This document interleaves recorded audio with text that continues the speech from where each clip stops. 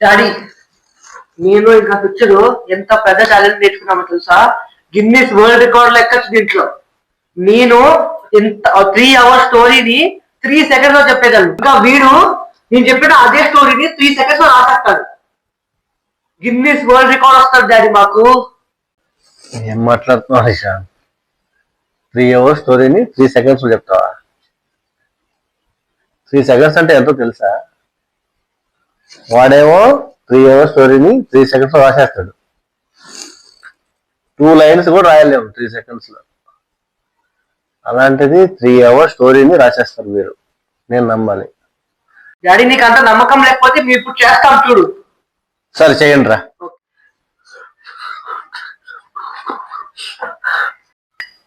నేను శాంత్ ఏమైందా మూతికి అలా చేస్తున్నావు? వార్మప్ డాడీ, ఫాస్ట్ గా మాట్లాడాలి కదా అందుకని. ఓ ఓకే ఓకే రెడీయా? 3, 2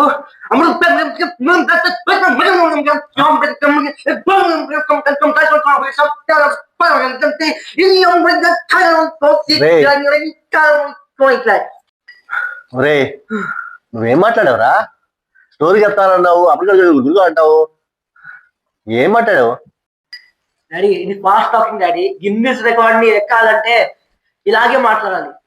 ఇలా మాట్లాడాలా? ఏంటోరా నాయన.